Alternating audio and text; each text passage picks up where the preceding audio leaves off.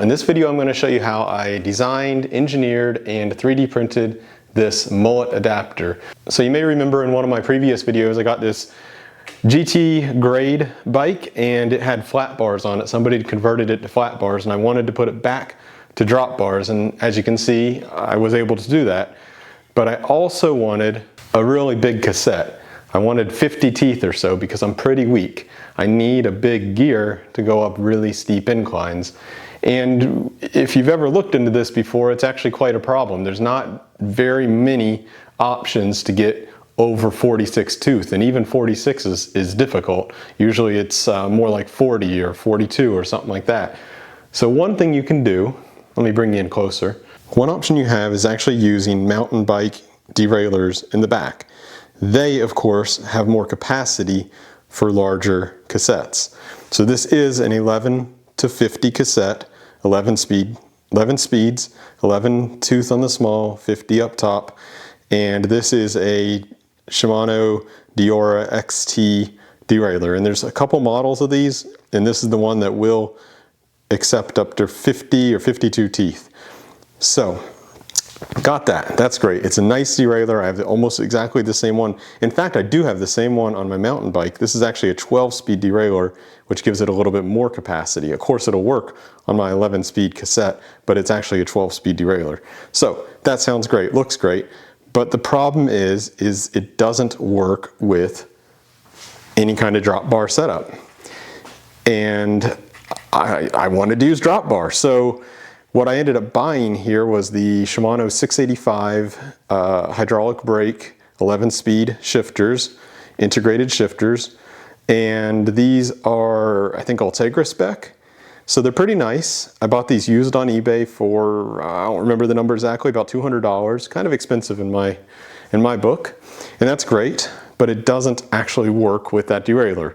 The amount of cable that this pulls every time you do this is not what that derailleur wants to have. So I did a lot of research and realized that there are companies actually that make these devices, these mullet adapters. There's also other people have DIY'd them themselves. There's other 3D prints available for them, etc., etc. And it's actually a really simple part. It's just two pieces. It's a pulley and a body. So what it does is it has an input pull, which is the small side of the pulley, and an output pull, which is the big part of the pulley. So the cable pulls the small one, pulls at a certain distance, which then turns the big one, pulling the cable a greater distance. Now, how do you know what size pulleys? That's a lot more complicated. It took me a little bit of time to figure out. I should stop here and mention that originally I downloaded the one off of the Thingiverse. Somebody else modeled this. No, excuse me, this wasn't off Thingiverse. There was actually a fellow YouTuber, I'll link his video down below, who created this one. However, the pulleys that he generated did not fit my application. He did make it parametric in his CAD model, which he does allow you to download and use. However, it's for Fusion 360, which I've never used, and when I did try to use it for this purpose, I couldn't figure out how to get a license. Apparently you can do it somehow, but it wasn't working for me. I don't know if that's maybe because I had a previous Autodesk account. I'm not sure, but I just couldn't figure out how to actually use the program. I decided to redo his model in FreeCAD, which I use. I don't love it in all aspects. It's a bit difficult to use, but FreeCAD's gotten easier over the many years, and I think I've gotten used to it more over the years, so now we've intersected, and now it's my go-to CAD. So anyway, I remodeled his design in FreeCAD, iterated it a whole lot.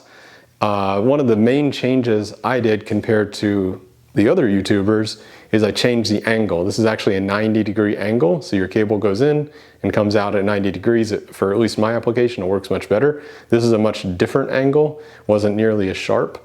So I changed the angle. I've also made mine quite a bit thinner. I mean, quite a bit. It's a handful of millimeters thinner. And I did a bunch of other changes. So I'll show you more of that when we go to assemble it on the bike. So this is my very latest version. As you can see here, I've been through a lot of iterations to arrive at my final version that we're gonna assemble today. But yeah, it's been a fun adventure. Here's the final one, which does not have a number. It's body 14 and wheel number 11. So we're going to install this, but first let's head over to the CAD and I'll show you how the model works and how you can use the model if you need to make your own, perhaps with different pulley diameters. Okay, now over at the computer, we're going to take a look at the model. Like I said, I'm using FreeCAD. I happen to be using version 1.0.2. So you'll notice, I'll just point this out, I did put an arrow on here, and the point of the arrow is so I could remember which direction the cable was going. How do you know which way a cable was going? In my mind, it's going from front to back. So this always kept me aware that the cable needs to go in this hole and out that hole. That's just how my mind works. I hope it's useful for anybody else. Tried to make it as thin as I reasonably could, and I wanted it to be 90 degrees. I also wanted it to be pretty simple to print. I could probably cut out a bunch of stuff to make it lighter, but it needs to be strong, and I didn't really want to have to deal with supports during the 3D printing. So that's why it is the way it is, and the intention is, and what I believe will always work best, is if you print it standing up like this. So this is the printer bed. And even without the supports, it looks totally fine here. The holes are okay. They're not perfect, but since they're being force threaded in, it seems to work fine anyway. This one is as well. So anyway, that's the body. And then the other part of the piece is the pulley, which is right here. And the pulley has a nut on the, so first of all, it has a hole in the middle for the axle, and then it has a nut hole on the back so that we can, when the cable comes through here and into this little hole that delivers it to the big pulley, there is a hex nut with a cap end that will come down and capture at least a little more than half of that wire, that cable. And that's the intention of it, so it doesn't move or slip or anything like that. That was the design from the previous model that I kind of based this whole thing off of, that the other gentleman created. So now the kind of powerful thing, as he said, I think in his video about this, his was parametric, mine is too. Mine's a little more advanced and also more convoluted, and I apologize for that. I'm sure there's an easier way to look at this and do this, but this is just what I came up with. And I even gave that disclaimer up top. It says, I know this isn't super easy to use, and you're gonna have to play with it to figure it out. So let me try to walk you through it. Basically down here at the bottom, these are, at least from my understanding, common cassette, they call it pitch, which is basically the spacing between the cassette cogs. And so 8-speed, 9-speed, 10-speed, and 11-speed I have referenced here. And as you can see, like 8-speed is 4.8 millimeters, 4.3, 3.95, and 3.9, which makes sense because as you go up with more gears, more speeds, you have a smaller distance between center to center, by the way, of these cogs. So in my case, I have a 11 speed, so I have a 3.9 millimeter spacing. And I think this is, correct me if I'm wrong, anyone's standard, no matter what cassette brand you use. So the goal of it is basically to get your jockey wheel movement the same, this value here, the same as your cassette pitch that matches your cassette. So in my case, I was able to get it to 3.89 millimeters, whereas the goal was 3.9, so that's pretty much as close as you're going to be able to get.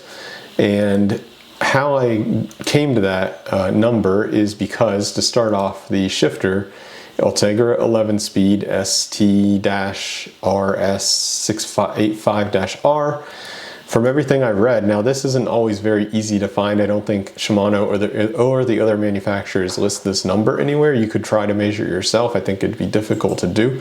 But there's a YouTuber, and I'll link to their video down below, who does a lot of measurements, and I think that's where I found this one. If I didn't find it there, I found it somewhere else online, and I hope it's right, but I found it on multiple sources being either 2.5 or like 2.48. So I went with 2.5. So that's how much cable the shifter pulls whenever you shift up or down. 2.5 lets out or takes in 2.5 millimeters.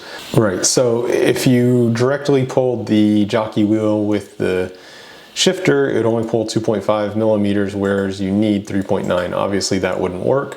However, it is helped a little bit by your rear derailleur, which in this case is the Shamino XT SGS 12 speed, because that has a ratio of 1.12. So you could actually, 2.5 times 1.12 gives you 2.8. So without the mullet setup, if you ignore rows 7 through 10, and we just use the shifter directly to the derailleur, we would get, rather than 3.89, we would get 2.8 millimeters. Still, that's over 1 millimeter away from the target of 3.9. So that's why this shifter will not work directly with this derailleur, because you would only get 2.8 millimeters of travel, of cable pull.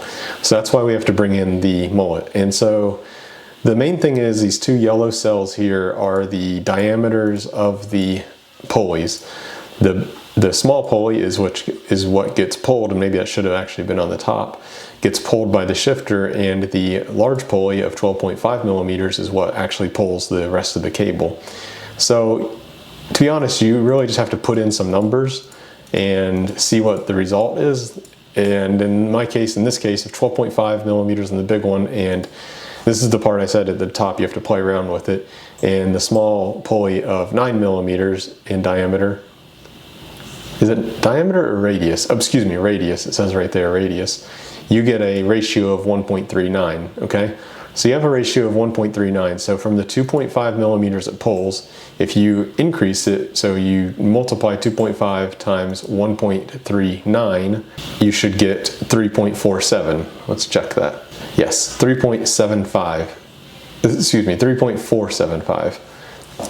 So now we're at 3.475 millimeters, and you can see the formula up here, C5 times B10, so C5 is 2.5 times B10, 1.39, gives you now, from coming out of the mullet, now we're at 3.47 millimeters, which still isn't the 3.9 that you need, but remember the derailleur gives you 1.1, an increase ratio of 1.12. So then you can, so then this is, so then the final number, I'll just, instead of pulling the calculator out, you can see is that calculation. It's D9, cell D9, that 3.47 value, times the B14, which is finally how we arrive at 3.89 millimeters. And I could perhaps get that exactly at 3.9, but in reality, 0.01 millimeter isn't enough to matter. There's more deviation both in the manufacturing of the 3D printed pulley as well as the cassette itself. What I learned watching some of the videos about the derailleurs is they don't actually pull a consistent amount, or excuse me, the shifters, they don't pull a consistent amount through their range, and it varies quite a bit. For instance, the first, second, third might be 2.4 millimeters, and then the last might be 2.6. So there's a lot of variation there. And so my point is the 3.89, it's absolutely close enough. So basically, once you have all that, no matter what you do over here, all of these numbers and all this table is really just for your help to arrive at these numbers. These two numbers are driving the model over here. So if you change, I'm not gonna do it right now, but if you change these, save them, refresh your model, it'll change the diameter.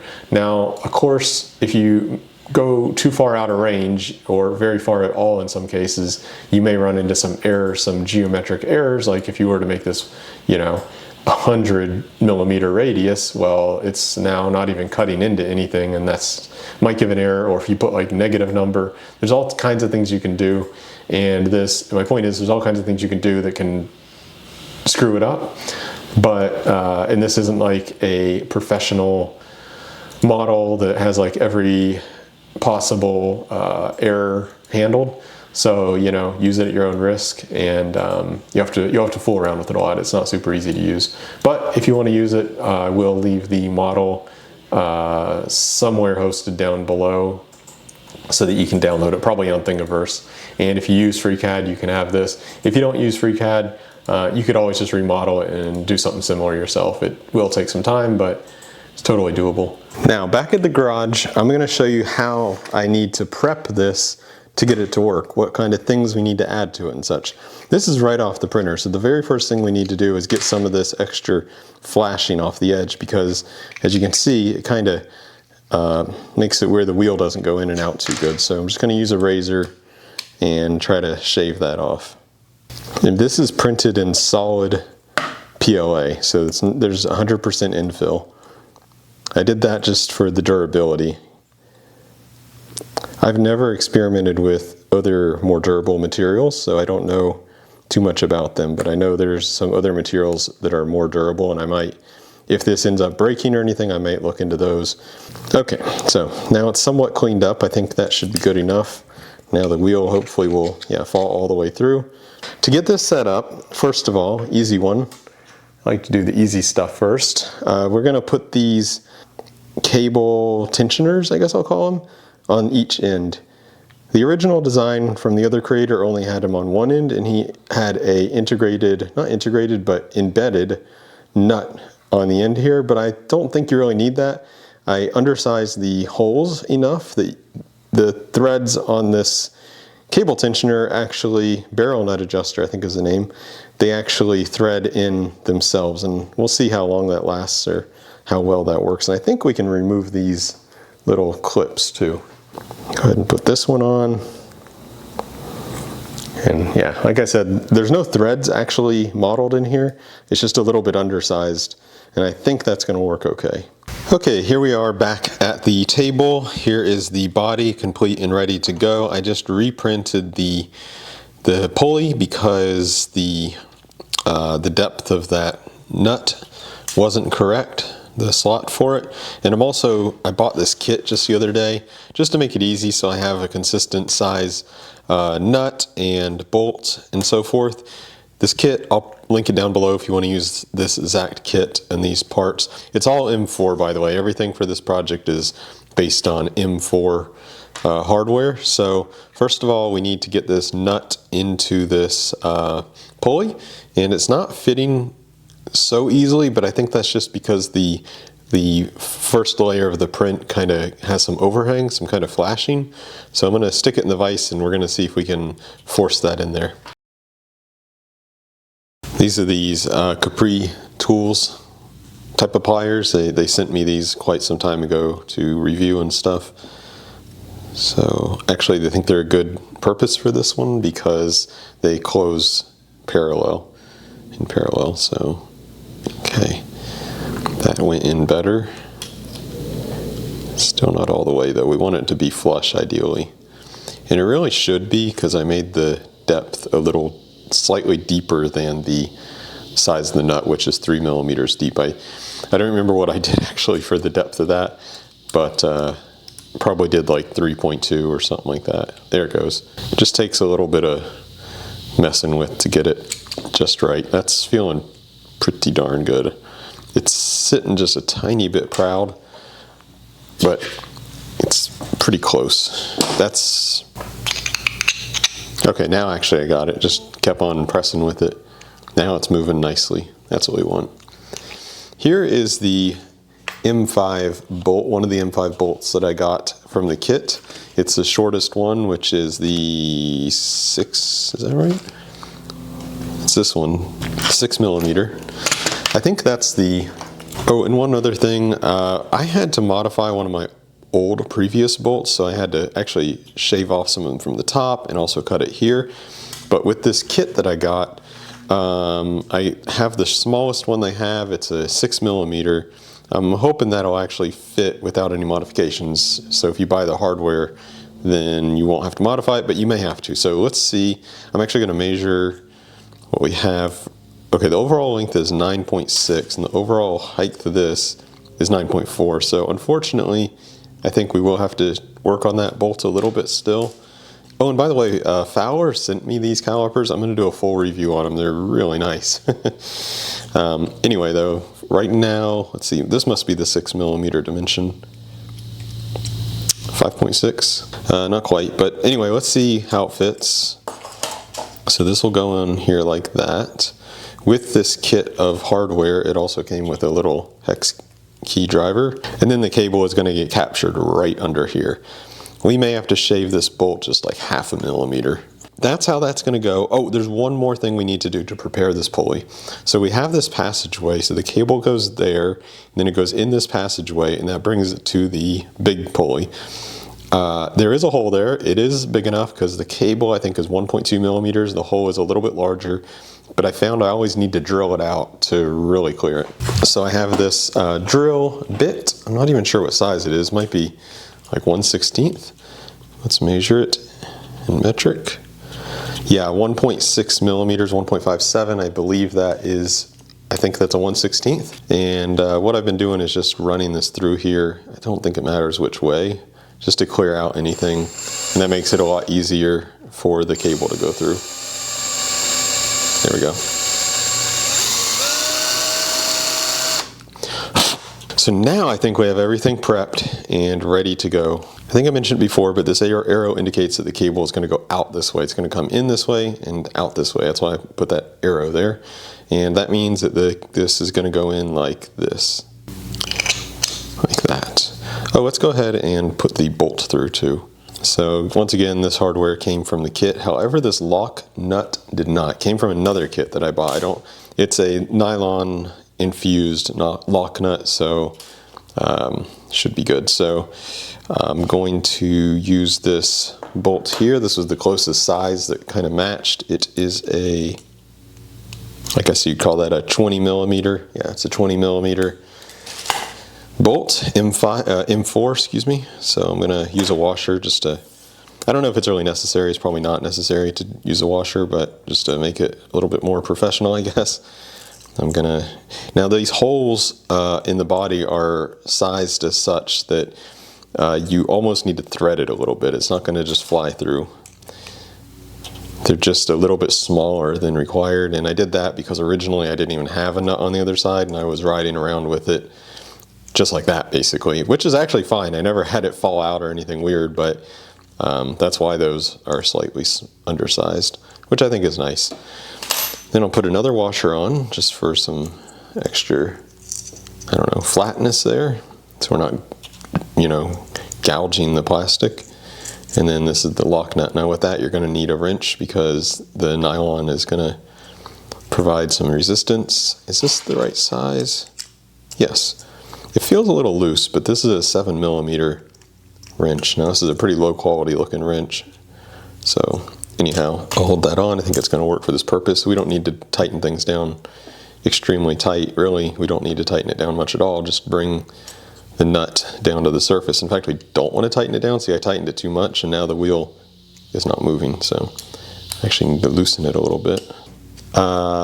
Yeah, we may, like I said, we may have to take it apart and grind that bolt down a little bit. Actually, we are going to have to, because even if we could get that cable in there, I'm going to go ahead and preemptively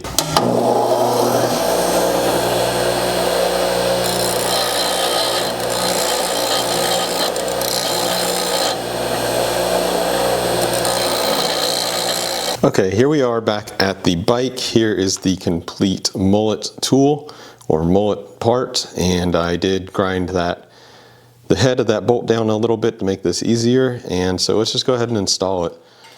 Now this cable that I'm using, I've probably assembled this and disassembled this like a dozen times, so I've kind of screwed the cable up to some extent. Having a better cable would make this easier, but I think it'll still work. So here's the part. Here's the mullet part, and again I use the arrow to orientate myself, so that's going to head towards the back, so we're going to send it in right through the other end. So it comes in there, and the idea is that it's going to go onto that small pulley. So, but first we're going to push this all the way through like that. Okay, and so once we've got it over that initial small pulley and down through the bottom, we're going to go ahead and start working our way over to the big pulley. So the passages should be down here at the bottom. If your pinch bolt is at the bottom, and then your access point should be to the big pulley, should be right under that. It's a bit hard to see, and this is definitely not like a super easy thing to do, especially if your cable is kind of bent up, but I can kind of see it, so I'm going to try to figure out if I can get that in there Maybe I should make this slot a little larger to make it easier to see. And if you add another color, it might be easier too. Yeah, you know what? I'm gonna try something different.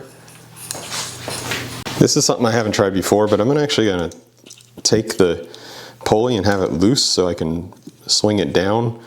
And then once I get everything set up, I'll try to get it back into place. Some of you designers out there, let me know how we can redesign this to make the installation easier.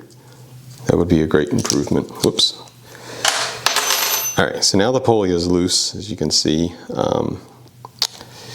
Now it should be much easier to get our cable through, obviously. So I'm just holding it like this with my 2 fingers at the bottom. I got my left hand getting to the end of the cable, and then I'm going to stick it through that passage. There we go, very easy. And I'm going to just go ahead and pull it all the way through. I think this might be, whoops, the whole thing came out, it's okay though.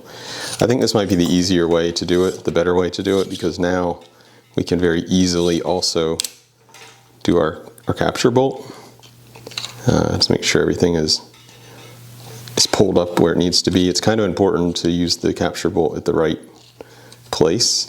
Okay, I'm gonna go ahead and run this. Now that it's on the big pulley, I'm gonna run this up through this side. Just kind of get out of the way mostly.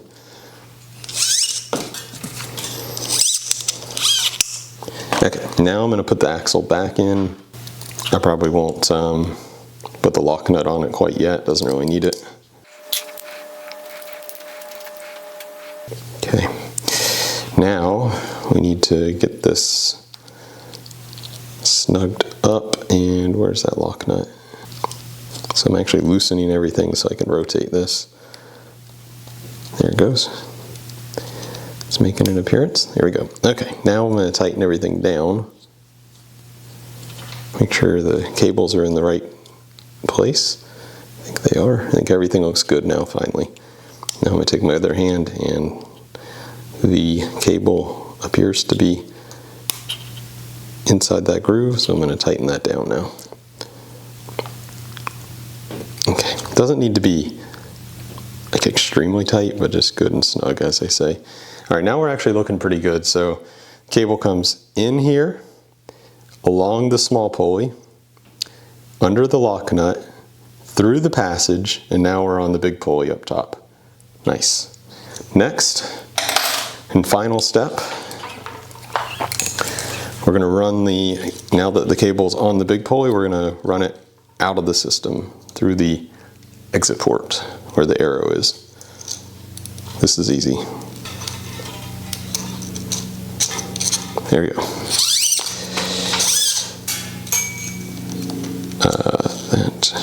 That's not great. All right, there we go. And like that. And that's it. Now I think we're pretty much set. Now we're exiting out here, just the way we want. Now I can run the cable like usual, so.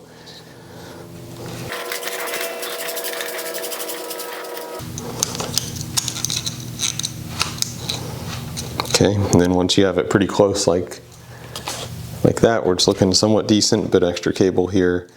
Now we can head to the back and give it a pull. Once again, back here at the derailleur, we're going to pull the cable, take any extra slack anywhere out, and on my side, I'm going to make sure everything looks right up front still. I use some pliers and this 4mm hex wrench, and I give it a nice strong, whoops, screwed that up. Get that in there again, give it a nice strong pull, and then tighten that down. Now you're done. Now you just pray that it's all going to work. All right, snug that up just a bit more. Okay.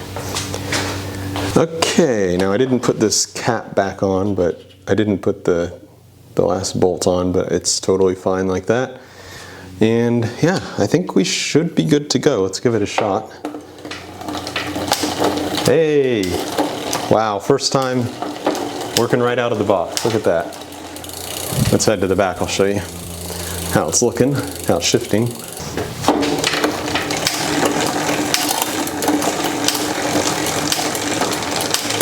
Ta-da! Now there's some noise, but that's because my chain line is kind of bad on this bike.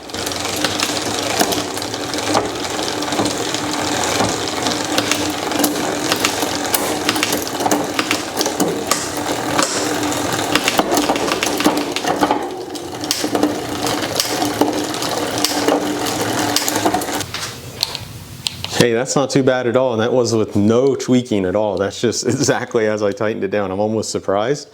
But what you do have, what is kind of nice about this system, is you have not one, but two options to tension your cable more, which is right here and right here. So now that I finally have it all together, I'm going to go ahead and put that last nut on there. Okay, and so now you can see why I liked the idea of having the 90-degree better than that much lesser angle, because really we are making a 90-degree turn. We're coming out this way and we're going this way. We're coming out this way and we're going this way. So it doesn't need to be 90-degree, and that works way better. When I had the other design, it had much lesser of a degree. It was really tough on the cable making this turn. It was really putting a lot of stress right there. So this is much, much better. I almost feel like you could go even tighter than 90. And yeah, anyway, there it is.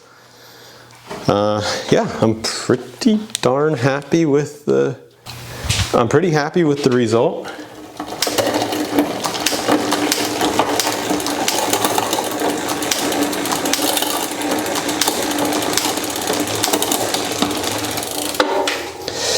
Okay, so there you have it. That is my mullet setup. That's how I made the two systems communicate with each other. Some final thoughts. I wanted to talk about the amount of work that it was, just some pros and cons and all that. So first of all, I have to be honest, I haven't used it for very long, so I don't know how long it's going to last and how durable it's going to be. Like I said, that body and the pulley are both printed 100% full, so there's no waffle or whatever you call it in the middle. It's 100% infill, so it feels by hand really durable. I forgot to take the weight, but I have an idea, and I'll put it on the screen because the 3D printer tells you how much the weight is going to be. So I'll put it on the screen. It's not much, I would say 50 grams or so, but we'll see it on the screen.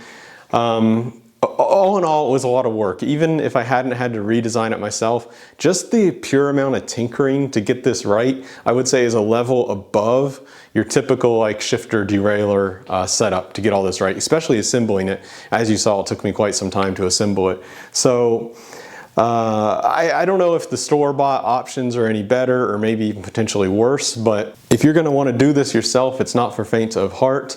You're gonna be, getting into the details and tinkering quite a bit to get things right. I was extremely lucky and surprised that it actually ever even worked, but also I was lucky and surprised that it worked after this installation very first time without like any tuning. But nevertheless, this is pretty advanced, I think, for most people to dig into. And I spent many hours, I guess, in total for this whole project between designing, iterating, tinkering, putting it on the bike, taking it off the bike, putting it on the bike, taking it off the bike. So it's been a lot of work. Let me go through some pros and cons though of this as far as I can see it. So let's start off with the cons. Number one, you are adding more complexity to your shifting setup. More complexity means more chances for it to fail. And in theory, eventually this has to fail. Eventually, given enough time, something's gonna break, whether it be the body, the pulley, that little passageway perhaps, because that's kind of delicate, it's going through a thin piece. Something eventually will break. You're adding in more complication to your setup. You're increasing your vector of breakage, of failures. So that's just right on the top. Secondly, to add to that, the pulley is open, so it's possible to get dirt, grime, water, anything in there, and that could also cause a failure or bad shifting. But I also thought about that down here. Your rear derailleur is also open somewhat to the cable is somewhat open to the elements too, and that's usually okay. So you have an increased likelihood of failure because you have more things. You have a possibility of getting dirt or anything else in there. You have more friction. That's another thing. Even though it's shifting really good, you're actually increasing the amount of friction in the system, which isn't, a good thing. That's gonna make it harder to operate. And not only that, now this is somebody like an engineer can maybe chime in on, but we're changing the ratio. You know, ultimately we're making this shifter pull more than it was designed to pull, more cable. So I'm not really sure, but I feel like that's gonna make it harder. I have to think about it more, but I think somehow that's gonna make it harder to, it's gonna make it a little bit harder to actually shift. Maybe I'm thinking about it backwards though, I'm not too sure. Anyway, back to the cons. It's also more weight. It's not much weight, but it's a little bit more weight. So I think to me, the durability, the added complication, the increased potential failure are the biggest cons. In addition, the time to assemble and how to figure out to work with it is another pretty big con. Now the pro is, of course, you get to use your less expensive, easier to find, potentially bigger range mountain bike cassette with your pretty much any really any drop bar setup you want. And that's also the beauty of the thing, is you could change another derailleur. I could change shifters. Basically, this little device will allow you to print pulleys that will give you infinite possibilities of the two components working together. So that's the big plus. Like if I wanted to do another derailleur, I could do another derailleur. I'd have to figure out all the pull ratios, do all that stuff, print the pulley, put it back together, but it would work. It gets rid of the problem of incompatibility. So that's the huge pro. I'm gonna keep using this. I have an event coming up pretty soon, so I don't test it. I'm gonna ride the bike as much as I can. We'll see how it works. I'm curious as to what I'll think in about a year's time. I'm interested to look at this video a year from now and see if I'm still using this system or if I've completely given up. And I'll have to be honest, while I was making this, doing all these iterations, installing it, sometimes it wasn't working for various reasons. I almost gave up. I almost just said, I'm gonna buy a GRX derailleur, spend 100 or 200, whatever it is, a lot of money. I think it's about 100 bucks for a GRX derailleur. I'll have, you know, a smaller capacity, but at least I won't have to do any of this. I almost gave up. I even considered going to a bar end shifter with friction, and I'm like, then I can still have my big cassette and I don't have to deal with all this stuff and it'll work. But I thought, you know, I'm gonna see this through, and if it totally fails, it fails. But right now it's a success, and it's not like I've only shifted it in the stand. On my previous iteration, I did, I think, 10 miles, 16K or whatever ride, this like kind of loop that I do. And it was shifting perfectly, even better on the road than on the stand. So I'm like pretty confident this is gonna work out. But being that this is a pretty big like engineering kind of technical job, I would love to hear from anybody with experience in this domain. As a tinkerer or an engineer or a maker or whatever, please take a look at my design and see if you can improve on it. I would love to see that. I think the biggest area of improvement can be assembly, because it's still a pain in the butt to assemble. But anything else would be welcome. One thing I thought might be is if I even somehow, I don't know, made it open or something, just to somehow like maybe 2 pieces to protect it from the weather so it's enclosed. But honestly, that might be overkill, like I said, considering in the back here you have exposed cabling anyway. So I think that's about all I have to say about this project. Please stay tuned to the channel. Please subscribe if you enjoy this type of content. Please leave a comment if you have any questions. If you want to make one yourself, please feel free to leave a comment and I'll answer any questions the best I can. But yeah, stay tuned. I'll leave updates, or I'll do an update video later, if at least a short, saying how well this is working or how well it's not working and I gave up on it. So anyway, I think that's about it. Thank you everybody for watching, and see you in the next one.